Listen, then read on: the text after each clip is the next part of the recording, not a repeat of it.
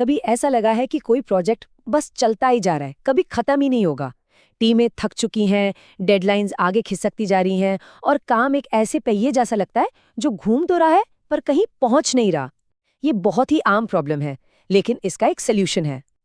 तो आज हम शेप अप नाम के एक बहुत ही अलग सॉल्यूशन को समझेंगे। हम देखेंगे कि ये नॉर्मल प्रोजेक्ट मैनेजमेंट से अलग कैसे है, ये असल में काम कैसे करता है, इसकी कुछ कमियां क्या हैं और सबसे ज़रूरी, इसका वो एक सबसे दमदार आइडिया क्या है जो शायद हमारे काम करने का तरीका ही बदल दे। चलिए सबसे पहले प्रॉब्लम की जड़ को पकड़ते हैं। काम की दुनिया में एक ही जगह पर गोल गोल घूमते रहने का ये जो एहसास है ना, ये सिर्फ एक फीलिंग नहीं है, ये एक असली प्रॉब्लम है जिसे बहुत सारी टीमें हर रोज फेस करती हैं।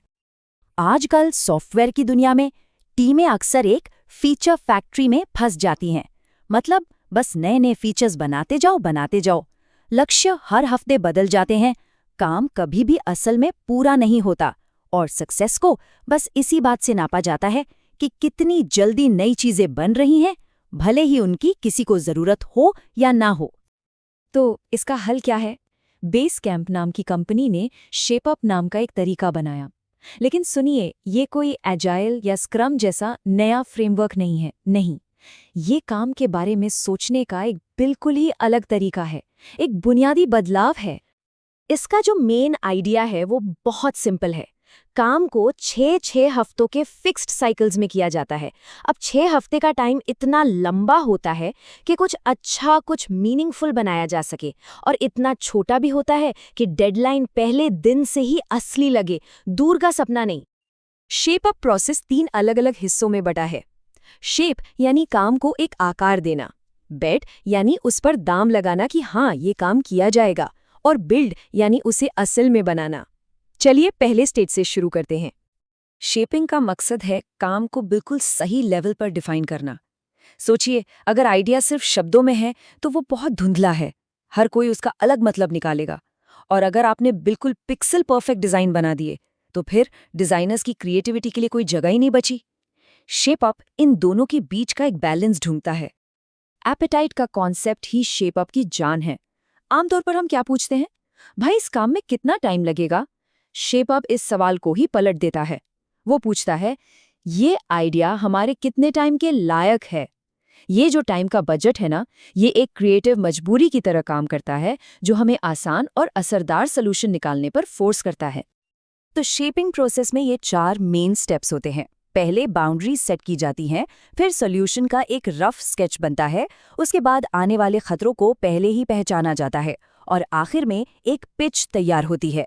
और ये सब टीम को काम सौंपने से बहुत पहले कर लिया जाता है। तो शेपिंग स्टेज के आखिर में जो चीज निकल कर आती है वो है एक फॉर्मल पिच। ये किसी भी प्रोजेक्ट पर दाव लगाने के लिए पूरी तरह से तैयार होती है। ये कोई आधा अधूरा आइडिया नहीं, बल्कि एक सोची समझी रिस्क फ्री प्लानिंग होती है। चलिए अब दूसरे स्टेज पर चलते हैं, बेटिंग। शेप अप उस पारंपरिक कभी ना खत्म होने वाले बैकलॉग को खत्म कर देता है। सोचिए, उसकी जगह होती है एक बेटिंग टेबल, जहां यह फैसला होता है कि अगले साइकिल में क्या काम किया जाएगा। यहाँ काम करने का एक रिदम है, एक लय है। 6 हफ्ते का बिल्ड साइकिल होता है जहां टीम को कोई डिस्टर्ब नहीं करता, वो सिर्फ अपने प्रोजेक्ट पर फोकस करती है। उसके बाद आता है 2 हफ्तों का कूल डाउन पीरियड। इसमें कोई नया काम नहीं होता, और इसी कूल डाउन के दौरान लीडर्स बेटिंग टेबल पर बैठकर अगले साइकिल के लिए फैसले लेते हैं। और यहाँ एक बहुत ही पावरफुल रूल है जिसे सर्किट ब्रेकर कहते हैं।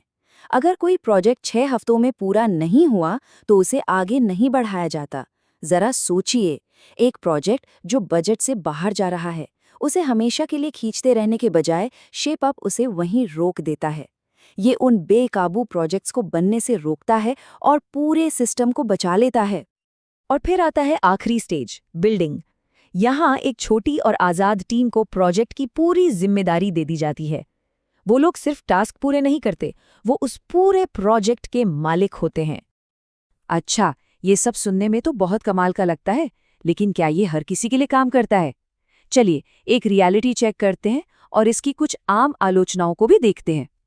देखिए, कुछ लोगों का मानना है कि ये तरीका ज़्यादा एक्सपीरियंस्ड और डिसिप्लिन टीमों के लिए बेहतर है, बड़ी बड़ी कंपनियों में जहां एक टीम का काम दूसरी पर निर्भर करता है, इसे लागू करना मुश्किल हो सकता है। नो बैकलॉग रूल की वजह से कुछ अच्छे आइडियाज खो भी सकते हैं, और एक डर ये भी है कि शेपर्स का एक छोटा सा ग्रुप बाकी पूरी बिल्डर्स की टीम पर हावी हो सकता है। तो इन सारी बातों के बाद अगर शेपअप से सिर्फ एक चीज सीखनी हो तो वो क्या होगी? चलिए इस पूरी फिलॉसफी को एक ही पावरफुल रूल में समेटते हैं। वो गोल्डन रूल है फिक्स्ड टाइम, वेरिएबल स्कोप। इसका मतलब है कि टाइम फिक्स्ड है, उसे बदला नहीं जा सकता। बदला जा सकता है तो काम का दायरा यानी स्कोप। सोचिए कि आपके पास 6 हफ्ते का एक बॉक्स है। आप बॉक्स को बड़ा नहीं कर सकते, आपको अपना सामान ही एडजस्ट करना होगा ताकि वो बॉक्स में फिट हो जाए। जैसा कि शेप अप की किताब में कहा गया है, सबसे अच्छा वो होता है जो आपकी सीमाओं के अंदर हो। बिना टाइम लिमिट के हमेशा एक बेहतर वर्जन बनाने की गुंजाइश रहती है। ये सिद्धांत हमें प्रैक्टिकल फैसले लेने पर मजबूर करता है और ये पक्का करता है कि काम असल में शिप हो, पूरा हो। और ये हमें एक आखिरी और सबसे ज़रूरी सवाल पर लाकर छोड़ देता है। शेप अप हमें सिर्फ ये नहीं सिखाता कि कैसे काम करें, बल्कि ये हमें सोचने पर मजबूर करता है कि हम क्या काम करने के लिए चुनते हैं। तो अगला प्रोजेक्ट शुरू करने से पहले एक पल रुककर ये सोचना ज़रूरी है, आखिर में कौन सा काम है जो सच में मायने रखता है।